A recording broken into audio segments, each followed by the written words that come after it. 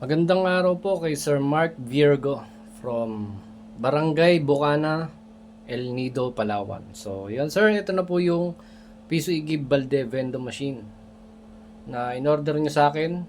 Ito na po yung actual video testing. So, isa-sample po natin siya sa piso, 5, 10, saka 20 na old and new coins.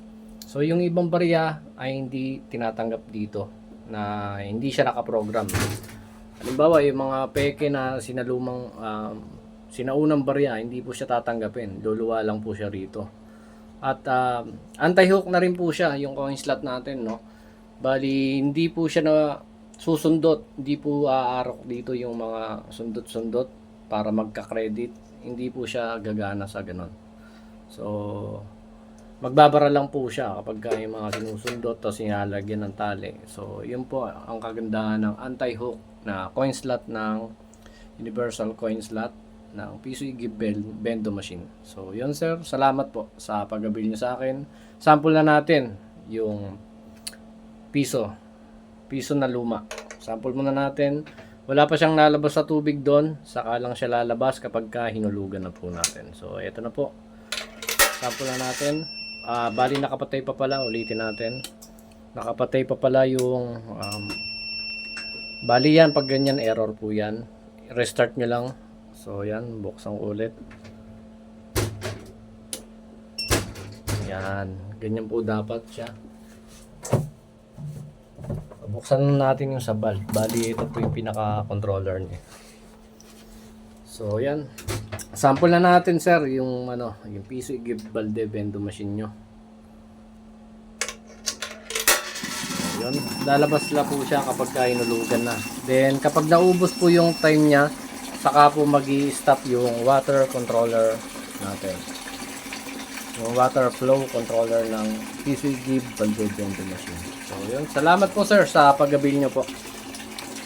Sample na natin yung ibang barya kapag natapos yung time niya at nag-stop yung water flow.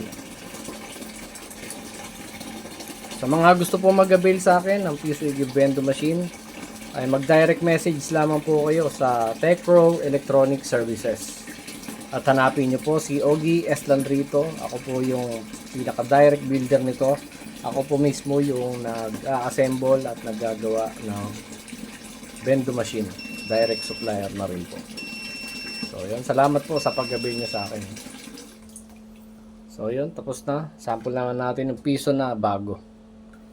Then pag natapos na yan, saka natin iti-testing yung 5 pesos na bago, luma, saka yung 10 pesos na bago at luma, at yung 20 pesos.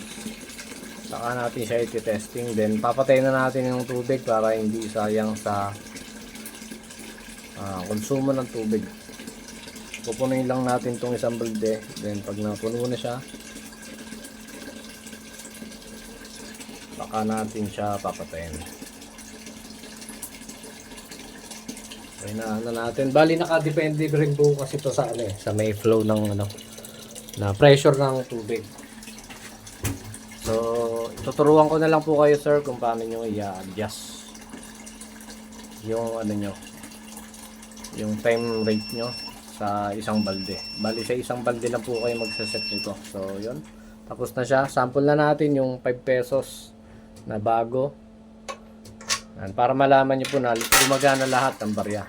5 peso na bago, 5 peso na luma, then 10 peso na bago, 10 piso na luma, and then 20 peso coin. So yun, puno na siya yung tubig natin. Hindi na natin hintayin maubos yung oras niya para hindi sayang yung tubig niya. So yun, salamat po sir sa pag-avail nyo ng Piso Igib Vendo Machine. Bayad na po ito ni sir. Bali yung full payment po nito ay babayaran na lang ni sir bago dumating yung JNT Express na magpipick up nito mamaya. So yun, salamat po sa pag-avail nyo po sa akin. God bless po. PM lang kayo sa mga gusto pong mag-avail ng Piso Igib Balde Vendo Machine. Para sa mga nagpapaos, nagpapaigib ng tubig sa mga lugar nyo, ito na po yung sagot sa mga problema nyo para hindi po kayo madaya at makatipid po kayo sa tubig. So yun, salamat po. God bless po sa inyo.